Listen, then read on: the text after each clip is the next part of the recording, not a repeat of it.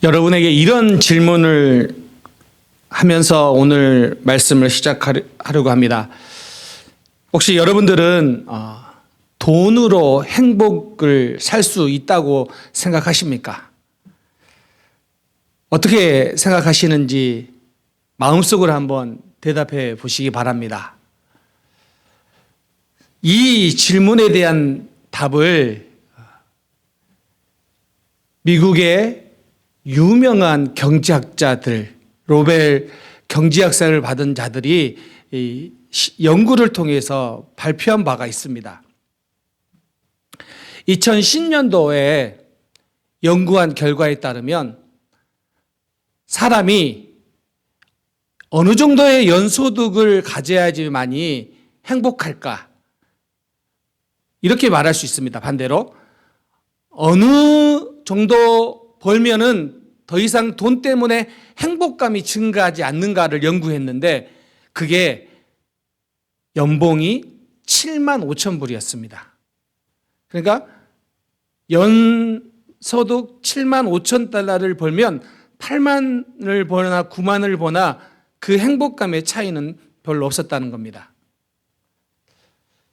여러분은 어떻게 생각하세요? 물론 이건 2010년도 자료입니다.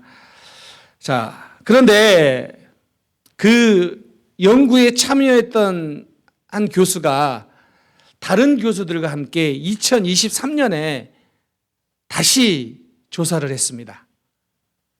2023년도 기준으로 얼마 안 지났잖아요. 어느 정도의 수입이 있어야지 행복한가, 행복감이 계속 증가하는가. 만약에 5만 불을 버는 사람과 7만 불 버는 사람과 이렇게 어느 정도 행복감이 이렇게 필요하는가에 대해서 연구해 봤더니 이번에는 50만 불까지 연봉이 증가할수록 계속해서 행복감이 증가했다라는 거예요. 근데 조금 10년 차인데 무려 이 금액은 600%가 증가한 겁니다. 급증한 겁니다. 물론 그래서 이 두 주장에 대해서 서로 아직까지도 설왕설래가 있지만 여기에서 말하고자 하는 것이 무엇이냐면 물질이 우리의 삶에 가져다 주는 만족감은 있다라는 거예요. 이것은 부정할 수 없는 거라는 말이죠. 사실 우리도 잘 알고 있습니다. 우리의 연봉이 조금 늘 때마다 우리의 만족감도 자란다는 것을요. 우리의 자녀들의 연봉이 느는 것도 우리에게는 기쁜 일이죠. 그런데 이 연구에서 또 한 가지 발표를 했는데 연봉이 늘어도 행복감이 변하지 않는 사람들, 아니 행복감이 없는 사람들이 있었습니다. 연봉이 많이 느는데도 불구하고 이 사람들은 절대로 만족감이 변하지 않았습니다. 그 사람들을 세 부류로 요약을 했습니다. 어떤 사람들이냐? 첫 번째는 과거에 상처를 많이 받아서 그 상처가 너무 깊어서 힘들어하는 사람들은 연봉이 올라도 행복감이 증가하지 않았습니다. 그러니까 여러분 스스로 우리가 잘 매니지해야 되는 게 과거의 상처에 묶여 살면요 연봉이 오른다고 해서 절대로 만족감이 없다라는 거예요. 그러니까 여러분 우리의 과거의 아픔을 계속해서 나는 아팠다 이걸 계속 가져갈 이유는 근거는 하나도 없는 거예요. 오히려 우리를 더 불행하게 만드는 거죠. 두 번째 부류의 사람들은 사랑하는 가족과의 사별을 경험한 사람들은 인컴이 증가해도 행복하지 않았습니다. 세 번째 부류의 사람들은 질병에 걸려 있어서 우울하고 힘든 하루하루를 살아가는 사람들은 연봉이 증가해도 행복감이 변하지 않았다라는 겁니다. 여러분, 과연 물질은 우리에게 행복감을 가져다 줄까요? 과연 돈은 우리의 행복과 연관성이 절대적일까요? 이 질문을 하면서 오늘 이 말씀을 여러분과 함께 답을 찾고자 합니다. 미국의 어떤 한 목사님이 상담한 내용이에요. 그분이 미국의 성도들을 상담해 주면서 기록한 내용에 보면 본인이 많은 성도들이 찾아와서 죄 문제에 대해서 상담을 했는데 정말 다양한 종류의 죄에 대해 이야기를 막 했대요. 근데 이 목사님이 한 번도 경험해 보지 못한 죄의 문제, 이런 죄는 한 번도 누구도 와서 상담하지 않더라가 뭐였냐면, 저는 제 자신을 위해서 너무 많은 돈을 쓰고 있습니다. 저는 지나치게 돈 욕심이 많아서 그 돈 욕심 때문에 제 영혼과 제 주변 사람들에게 해를 끼치고 있습니다. 이런 고민을 해본 사람이 없다라는 거예요. 여러분 혹시 해보셨습니까? 내가 너무 돈에 대한 욕심이 지나치기 때문에 혹시 그것이 죄가 아닌가? 아니 혹시 그것이 내 영혼을 오히려 더 아프게 하고 있지는 않은가? 혹시 그것이 내 주변 사람들을 더 힘들게 하고 있지는 않은가? 여러분 이런 생각 안 해보셨습니까? 자, 그런데 성경에서 우리에게 아주 중요한 이야기를 하는데, 탐심은요, 사실 우리 자신을 못 보게 해요. 사람들은 보편적으로 이런 심리를 가진다는 거예요. 나는 누구보다 잘 살지 못해. 내가 가진 재산은 누구에 비하면, 내가 아는 누구에 비하면 별 크게 큰 것도 아니야. 그러니까 나는 탐심이 없는 사람이야. 그래서 대부분의 사람들은 자기 자신은 탐심이 많다라고 생각하지 않는다는 거예요. 그래서 돈에 대한 욕심, 집착, 이거에 대해서 별로 사람들이 나와 상관없는 이야기라고 생각한다라는 거예요. 자, 그런데 이게 사실인 이유가 이런 거예요. 미국에 조사를 했는데 미국 사람들의 거의 대부분은 자기는 중산층이라고 생각한대요. 그러면 미국 사람들 중에서 몇 프로가 나는 부자라고 생각할까요? 단 2%만. 그런데 여러분 우리는 너무 잘 알잖아요. 미국 사람들이 또 우리가 살고 있는 미국에서 우리의 삶의 수준은 전 세계적으로 보더라도 부유하고 넘치죠. 그럼에도 불구하고 나는 중산층이다 혹은 나는 잘 살지 못하고 있다라고 생각하는 것이 보편적인 미국에 살아가는 사람들의 생각이라는 것입니다. 자, 왜 그렇게 생각하냐면 우리가 누리고 있는 것은 필수적인 것이다 생각하기 때문이에요. 그래서 이거는 욕심이 아니라 당연한 거예요. 필수적인 거예요.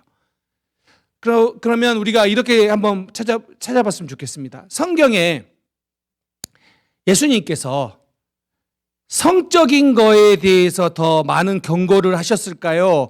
아니면 탐심에 대해서 더 많은 경고를 하셨을까요? 예수님께서 많이 언급을 하셨다면 아마도 그것은 우리가 빠지기 쉬운 죄이고 그거 역시도 예수님께서 중요시 보신다는 거 아니겠습니까? 성적인 거. 우리 동성애 안 되는 거죠. 자, 이거는 우리 너무 많이 외쳐요. 탐심. 성경에는요, 성적인 것보다 탐심에 대한 예수님의 이야기가 훨씬 많아요. 그런데도 불구하고 우리의 삶 속에 들려지는 내용은 이건 강하게 강조되지만 오히려 이거에 대해서 강조하는 경우는 별로 없어요. 왜요? 우리 모두가 여기에 속하기 때문이에요. 아니, 너무 쉽게 탐심이라는 그 마음 자체가 우리 안에 들어오기 쉬운 게 우리의 현실, 우리의 일상이기 때문에 그렇습니다. 자, 오늘 삭개오라는 사람이 나옵니다. 그 사람은 동네에서 욕먹는 사람입니다. 그런데 왜 당시에 이 세리가 욕을 먹었냐면 이 이스라엘은 로마의 식민지였어요. 그런데 이 로마는 이스라엘에게 가혹한 세금을 부과했습니다. 부과를 했습니다. 그래서 이 식민 사회는 살아갈수록 계속해서 가난하고 빈곤할 수밖에 없어요. 이런 상황 속에서 이스라엘에서 호의호식할 수 있는 사람은 딱 두 종류예요. 로마인이거나 아니면 로마 부역자이거나. 세리는 지역별로 로마를 대신해서 세금을 징수하던 관리였어요. 근데 이 사람들은 다 다른 사람들에게 멸시를 받았어요. 오늘 본문에도 보면 삭개오를 향하여 죄인이다라고 말하는데, 이 죄인이란 말을 그들 표현을 하면 그들은 배신자거나 쓰레기다라는 뜻이기도 해요. 과연 삭개오는 무엇에 매료되었기 때문에 욕을 먹음에도 불구하고 이 세리라는 것을 포기하지 못하고 살아가고 있냐라는 거죠. 그것은 정확해요. 돈이에요. 돈 때문이에요. 이 돈을 포기하지 못하기 때문에 가족과 나라를 팔아먹은 자라고 욕을 먹을지언정 나는 이 길을 걷는 거예요. 그런데 우리가 그 정도는 아니지만 우리가 우리 스스로를 한번 생각해 보자는 거예요. 이 땅을 살아가는 동안에 여러분 돈이 필요합니까? 필요하지 않습니까? 예, 필요하죠. 그런데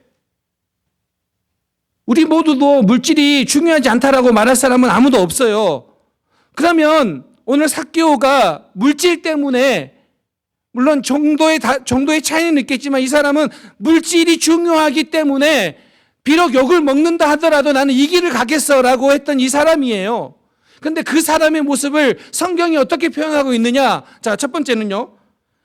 이 삭개오는 과거는 어떤 모습이냐면 물질의 우상에 사로잡힌 삶을 살고 있다라는 거예요. 그냥 단순히 이 사람을 그가 그냥 돈을 사랑한 사람으로 보지 말고 삭개오의 삶을 보면 돈을 사랑하는 것을 넘어서 물질의 우상에 사로잡혀 있어요. 자, 보세요. 왜 이 욕을 먹으면서도 세리를 그만두기 어려웠냐면, 첫 번째는 로마가 세리에게 제공한 그 보상은 물리치기 힘들 정도의 금액이었어요. 당시에 세금을 건들 때 이렇게 했습니다. 로마가 요청하는 세금의 양이 있는데 세리가 여기에 주고 나머지는 자기가 먹는 거예요. 보편적으로 역사학자들이 말하기에는 2배에서 5배를 거뒀다고 해요. 그러면 여기 줘야 될 한 목 주고 나머지 한 목은 자기가 갖거나 아니면 4목은 자기가 갖는 거예요. 그러니까 배신자, 쓰레기란 말을 듣는 거예요.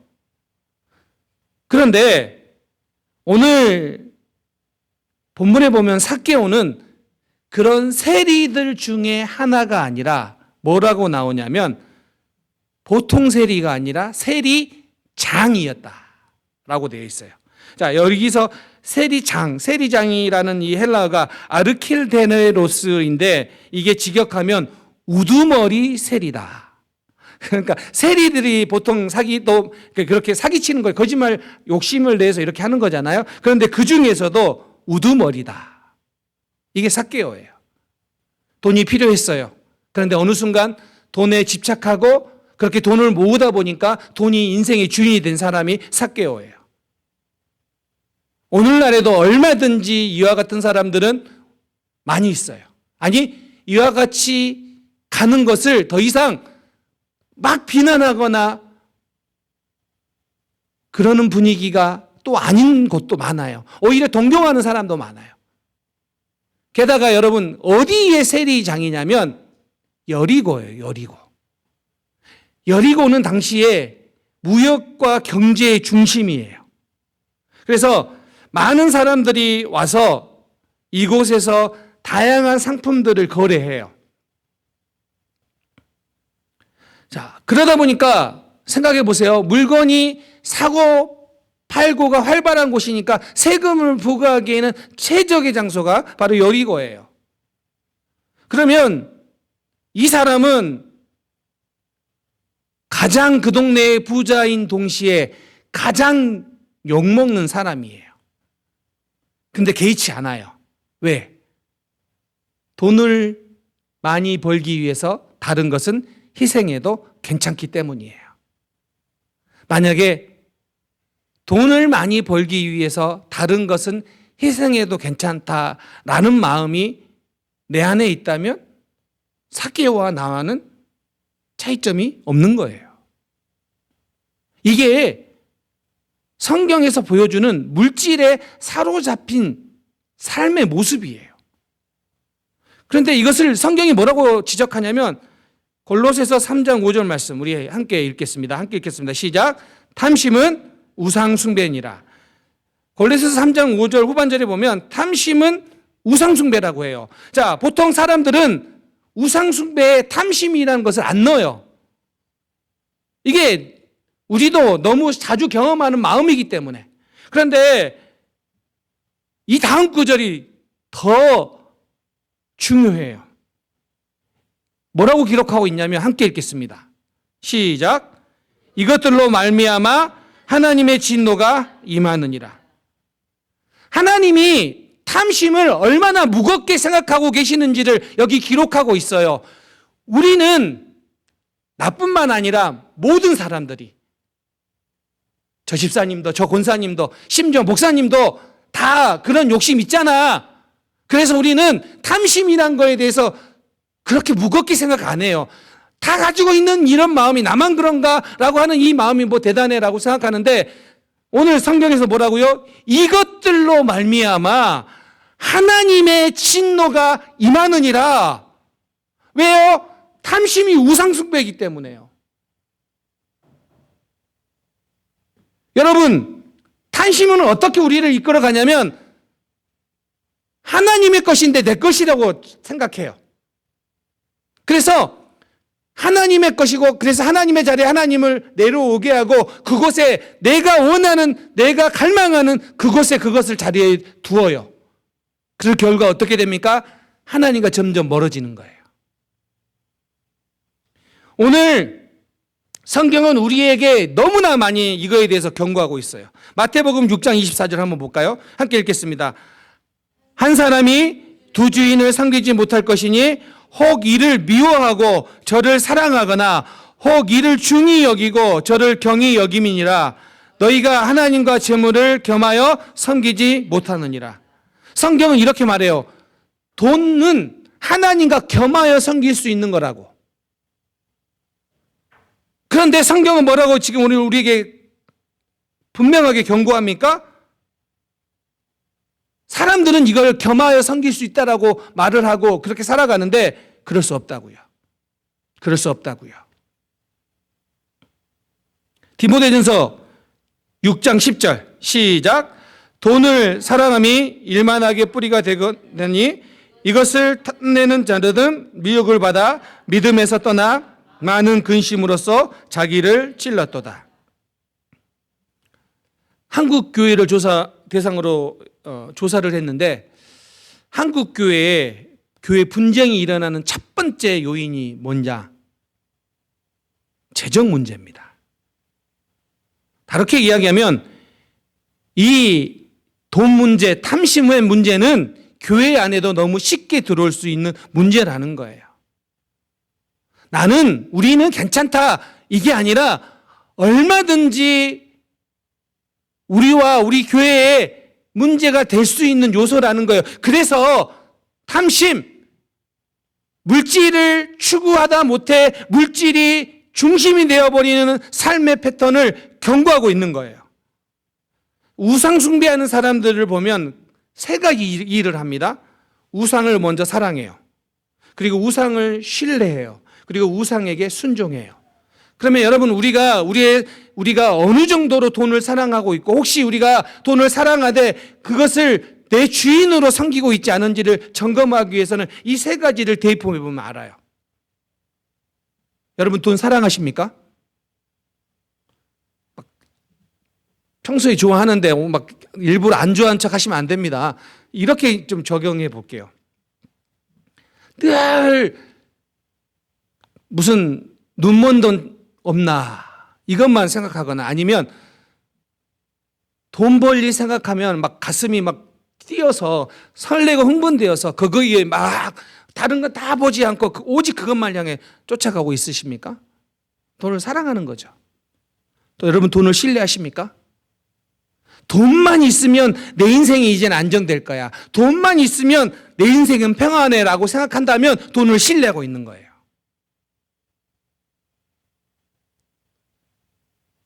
돈을 위해서라면 나는 무엇이든지 할 수 있어 라고 한다면 그 사람은 돈에 순종하는 거예요. 근데 돈의 다스림을 받으면, 돈을 사랑하면 돈의 다스림을 받게 돼 있다라는 거예요. 그래서 물질이 우리의 우상 숭배가 된다라는 거예요. 돈은 오늘날 사회는 우상으로 섬기기 쉬운 사회가 이 땅이에요. 그런데 이제 우리가 중요하게 여겨야 되는 거예요. 우리의 삶에 우리의 정체성, 우리의 안전을 하나님께 두면 괜찮아요.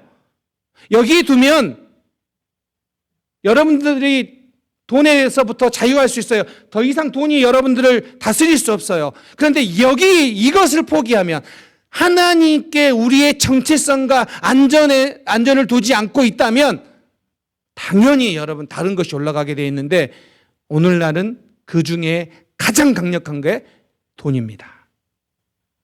자, 그런데 삭개오의 삶에 전환이 일어납니다. 어떻게 해서 그의 삶에 전환이 일어났을까요?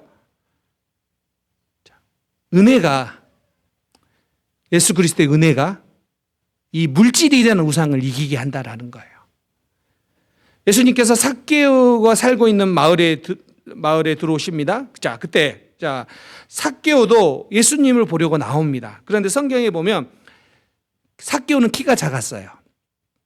그런데 그 누구도 삭개오가 예수님을 보는데 비켜주는 사람이 없어요. 그래서 삭개오는 나무에 올라갑니다. 근데 그것은 전혀 뜻밖의 행동이라는 거예요. 왜냐하면 당시의 문화는 이거예요. 명예와 품위. 명예와 품위가 문화예요. 그게 삶을 살아가게 하는 사람들의 원리예요. 그런데 나무에 올라간다? 그거는 그 명예와 품위를 포기한 거예요. 사람들에게 조롱거리가 될 수 있는 일이에요. 그런데 삭개오가 나무에 올라가요. 왜요? 사람들에게 욕먹을 거를 예상하면서도 왜 굳이 나무에 올라갔을까요? 저는 이 삭개오의 마음을 우리가 본다면 왜 그가 물질이라는 우상에서 벗어날 수 있는지를 알 수 있는 거예요. 3절을 봐야 돼요. 3절에 함께 읽겠습니다. 시작. 그가 예수께서 어떠한 사람인가 하여 보고자. 첫 번째 예수님을 보고자 올라갔다라는 거예요. 그런데 여기에서 중요한 단어가 하나가 있어요. 뭐냐면 그가 하여, 이 단어가 이제 우리말로는 그가 하여라고 되어 있는데 헬라어는 제테오라고 해서 이 단어가 하나의 단어인데 이게 뭐냐면 집요하게 찾아라는 뜻이에요. 집요하게 찾아. 자, 삭개오는 그냥 궁금해서 한번 보고 싶어서 유명인이라고 보고 싶어서 사람들이 훌륭한 사람이라고 보고 싶어서 올라간 게 아니라 집요하게 그분을 만나야겠다라는 마음을 가지고 올라간 거예요. 헬라어 성경에서 그래서 제테오라는 단어를 사용해서 그는 나무에 올라가게 된 이유, 욕을 먹고 사람들에게 조롱을 받을 것을 예상하면서도 불구하고 올라갔던 이유는 그 안에 예수님을 보고자 하는 간절함이 있었기 때문이다. 정말로 이 예수님을 보고자 하는 이 간절함, 이 은혜를 사모하고자 하는 간절함이 그 간절함이 나무에 올라가게 했고 그 간절함을 통하여 그는 은혜를 입습니다. 예수님께서 삭개오에게 말합니다. 오늘 내가 너희 집에 유하겠다. 그래서 같이 함께 식사를 합니다. 여러분, 이 식사를 한다라는 것은 그냥 보통 의미가 아니에요. 친구가 된다는 의미예요. 조롱받는 사람, 모든 사람들에게 욕먹고 비난받는 그 사람과 친구가 된다라는 것은 이 사람도 욕먹을 수 있는 거예요. 그럼에도 불구하고 예수님은 삭개오에게 밥을 먹는 게 아니라 밥을 먹는 걸 넘어서 인격적 관계를 맺고 계시는 거예요. 그에게 은혜를 베푸시고 그를 사랑해 주시는 거죠. 자, 그런데 중요한 게 삭개오가 자기의 삶에 예수님을 초청한 게 아니라 예수님이 삭개오를 그분의 삶에 청하셨다는 거예요. 무슨 말인지 아시겠죠? 삭개오가 예수님 오늘 내가 식사 대접할게요가 아니라 예수님께서 삭개오를 이 은혜의, 예수 그리스도의 이 은혜의 삶에 초청하셨다는 거예요. 가장 부도덕했던 사람이 이때부터 변화가 일어났다라는 거예요. 그래서 그는 두 가지 결단을 합니다. 첫 번째는 자기 가진 소유의 50%를 가난한 자를 주겠다는 거예요. 그리고 또 한 가지 약속은 지금까지 속임수로 돈을 벌었는데 자기가 그 속임수로 번 돈을 다시 4배로 갚겠다는 거예요. 그런데 여러분, 레위기 5장 16절이나 민수기 5장 7절에 보면 남의 것을 훔쳤으면 20%의 이자만 내고 갚아도 되는 거예요. 이게 율법의 원리예요. 그런데 4배나 300% 이자예요. 뭘 이야기하고 있습니까? 지금 삭개오는 율법이 말한 대로 내가 20%만 더 얹어서 그냥 갚아야지가 아니라 예수님의 이 은혜의 원리를 경험하고 나니까 난 이 원리대로 살아가겠다. 이 원리대로 행하고 있는 변화된 삶을 말하고 있는 것입니다. 그동안 무엇 때문에 욕먹었어요? 물질 때문에. 근데 그 물질을 20%만 내도 되는데 300%를 내놓겠다고 하고요.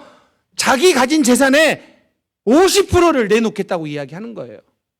무엇 때문에 지금까지 욕먹었어요? 무엇 때문에 내가 지금까지 살아왔어요? 그를 지탱하고 있는 건 물질이었어요. 돈이었어요. 그런데 그걸 지금 내려놓는 거예요. 하나님의 자리에 두니까 비로소 돈이 제자리로 간 거예요. 여러분, 예수님의 은혜를 생각하면 그 은혜가 내 삶에 작동해야지 물질이라는 우상에서 이길 수 있어요. 세상의 원리 있어요. 알아요. 우리가 교회 안에서도 세상의 원리가 있지요. 어느 정도 작동하지요. 그런데 은혜의 원리는 뭐냐면 내가 왜 그렇게 할 수 있느냐? 예수 그리스도의 은혜가 내 안에 충만하기 때문에, 예수 그리스도가 내 안에 가득하기 때문에 나는 그렇게 20%가 아니라 300%를 낼 수 있다는 거예요. 왜 교회 안에서 더 수고하고 더 헌신하고 그럼에도 불구하고 기쁨이 넘치지 않으십니까? 은혜의 원리가 있기 때문이에요. 만약에 은혜의 원리가 아니면 보세요. 다 공평해야죠. 내가 일을 했으면 저 사람도 일을 해야죠. 이게 세상의 원리죠. 그런데 그러지 않아요. 그러지 않는 이유가 예수 그리스도로 충만해지면 내가 일을 한다고 해서 다른 사람이 일을 안 한다고 해서 섭섭함이 있는 게 아니에요. 그런데 예수 그리스도의 은혜의 원리가 작동하지 않으면 당연히 작동하는 건 물질의 원리죠. 내가 일을 했으니 저 사람도 일을 해야 된다. 이 논리에서 벗어나지 못하면 삭개오처럼 이게 안 되면 저 사람과 관계는 끝나는 거예요. 그런데 예수님의 은혜를 경험하고 나니까 나도 그 은혜의 원리로 살아가겠다. 이게 삭개오예요. 여러분, 교회를요, 물질주의 입장에서 보면 안 돼요. 근데 이게 우리가 빠지기 쉬운 현대 사회 교회예요. 물질로서 모든 걸 다 판단하면 안 된다는 거예요. 이제 말씀을 마무리하려고 합니다. 예수님께서 9절에 보면 선언하십니다. 예수께서 이르시되 오늘 구원이 이 집에 이르렀으니 이 사람도 아브라함의 자손이로다. 자, 예수님이 삭개오에게 내가 그렇게 살면 구원이 이 집에 이를 것이다라고 하지 않고 이미 구원이 이루었다라고 이야기합니다. 자, 구원은 변화된 삶의 결과물이 아니라 이 변화된 삶이 구원의 결과물이에요. 지금 삭개오의 마음과 삶이 새롭게 변화된 것입니다. 그래서 이렇게 말하는 거예요. 지금까지는 자기 부를 축적하기 위해서는 다른 사람은 희생해도 괜찮았어요. 자기가 부하기 위해서는요, 거짓을 행해도 되고 가난한 사람들을 등치는 거에 대해서도 전혀 상관이 없었어요. 그런데 바뀌었어요. 왜 바뀌었냐면 삭개오의 구주였던 돈이 예수님으로 바뀌었기 때문입니다. 사랑하는 성도님들, 오늘 우리가 이렇게 고백했으면 좋겠습니다. 주님만이 우리의 주인이십니다. 여러분, 이 사실을 우리가 고백하지 않으면 계속해서 돈에 사로잡혀 돈이 우리의 주인이 되어 우리를 다스리는 삶밖에 살 수 없습니다. 성경은 우리에게 말합니다. 하나님과 돈을 겸하여 섬길 수 없다. 사랑하는 성도님들, 여러분들 모두가 정말로 주님을 간절히 바라고 사랑하기 때문에 돈을 잘 유용하고 돈을 지혜롭게 쓰는 사람들이 되어야지 돈의 다스림을 받는 성도가 되어서는 안 될 줄 믿습니다. 우리 사랑하는 성도들, 이번 한 주도 믿음으로 이렇게 승리할 수 있기를 주님의 이름으로 축원합니다. 아멘.